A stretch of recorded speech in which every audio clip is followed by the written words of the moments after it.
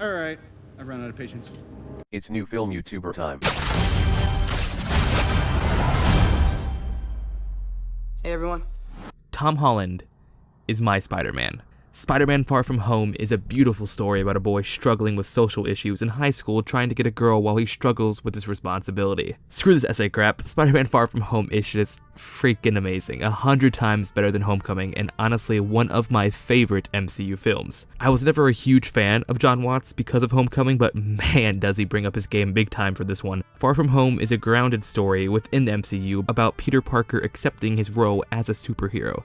Not as the friendly neighborhood Spider-Man, but as an Avenger. While watching, I could see myself as Peter so much. During one scene, I actually started to get nostalgic over my high school experiences.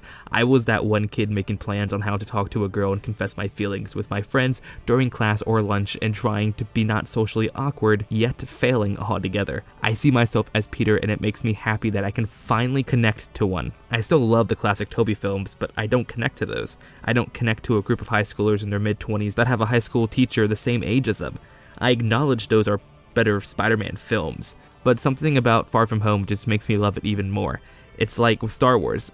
Revenge of the Sith is my favorite Star Wars movie, yet I acknowledge the original trilogy are far superior films. I don't like the Garfield films, and I definitely don't connect to those. I'm not a skateboarding kid. Where I came from, the popular kids were Garfield, Spider-Man, so seeing Garfield get picked on and being the nerd while being a skateboard kid and to my 12-year-old self during that time, it did not make sense. The MCU Spider-Man is its own thing, its own take. Spider-Man purists dislike Tom, and you know, that's fine and all, but that's your opinion. But this is a new, fresh take. There is no Harry Osborn being his best friend. We have Ned. Ned stands rise up, and Uncle Ben is barely even mentioned and thrown away with a line of dialogue in a briefcase. But Peter had a Ben Parker, Tony Stark, and that's okay. It's a brand new take on the web swinger because having the same origin story for the third time would have been somewhat unoriginal. In terms of following the MCU, the classic Uncle Ben story could have worked, yes, but the writers at Marvel saw a much better option, making Tony the father figure for Peter. Yes, a Uncle Ben death moment would have been important for Peter, but he had his own. After Endgame, I was emotionally drained from the MCU. This felt like the Deathly Hallows Part 2 to me, the final chapter in a saga. I was scared that after Endgame, I would not care for the MCU, because as I left the theater, I felt so satisfied that there could never be another MCU movie made, and I would have been perfectly fine with that. But that's not how Hollywood works. So coming into Far From Home, I was scared that Peter Parker may not have that Iron Man level of people wanting it or drawing people in. And well, I was wrong. Far From Home is one of my favorite Spider-Man films, and after watching it, I wanted more. Something I did not expect. And from sounds of it, both Tom Holland and Marvel will be working with each other for a long time. He will become the new Iron Man. Not physically, of course, but it's metaphorical! Spider-Man Homecoming was about creating his own image for himself, being the friendly neighborhood Spider-Man and doing what is best for the small guy, while Far From Home is about Peter denying his responsibility for his own self-interest and realizing that's wrong. Peter's trying to still be the friendly neighborhood Spider-Man when the world needs him for more, and that with great power comes great responsibility. Tom Holland's Spider-Man is forging his own destiny rather than living in the shadow of Iron Man's, which many were scared for in this film. Now I want to get into spoilers, so if you haven't seen the film, watch it, decide what you think about it, then come back here or come back to other film YouTubers. But if you were good enough, maybe Tony would still be alive. Jesus Christ. This was by far my favorite scene in the film and probably one of my favorites in the entire MCU. Tony Stark is MCU Peter Parker's Uncle Ben, and seeing the corpse of Iron Man come out of his grave trying to attack Spider-Man was just astonishing. I honestly had no idea Marvel had the guts or the balls to pull that scene off. I've seen the film twice now, and in both screenings, there was not one sound during that scene. It was pure silence until Iron Man rose from the grave. The whole first illusion sequence literally felt like a comic book on the movie.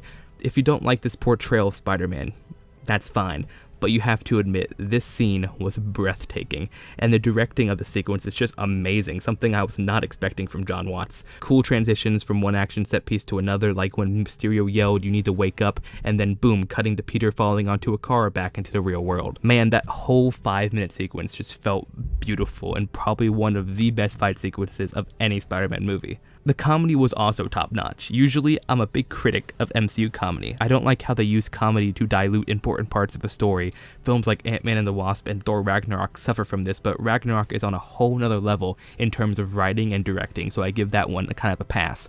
Almost all of the jokes landed for me, except for the Peter tingle, especially right before the final climactic battle where Spider-Man defeats Mysterio and Peter says, "Alright, Peter tingle," or something along those lines. Like, films that know that they need important parts like Endgame, Infinity War, and Captain America Civil War don't use comedy during parts. You don't see comedy being thrown in at the final battle between Iron Man and Captain America in Civil War. You don't see comedy in Infinity War when everyone's turning to dust, or right before he turns to dust.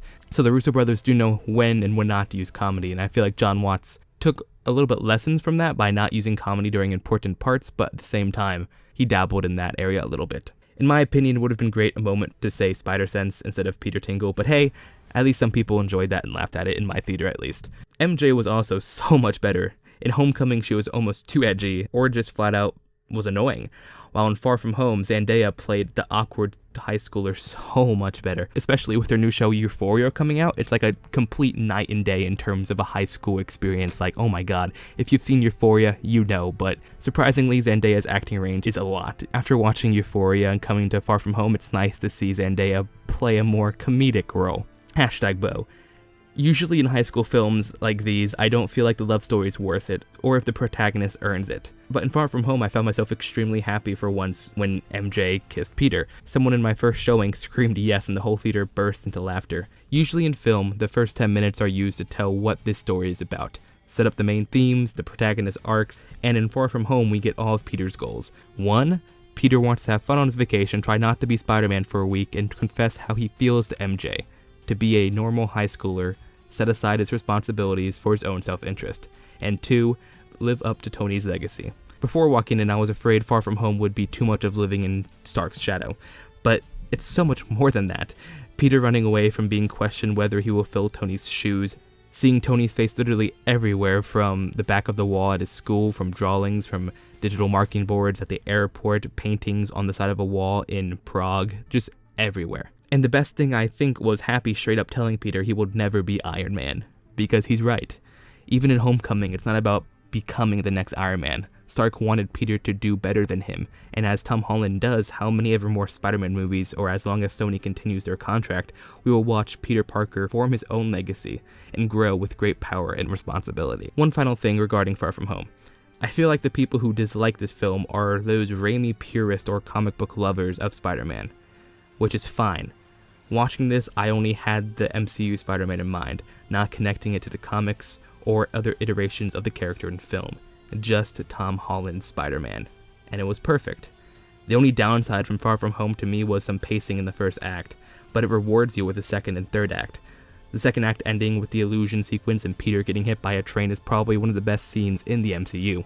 And in terms of pacing, a great way to end the second act and move on to the final act of the film. The basic 3-act structure works well when connecting it to Far From Home.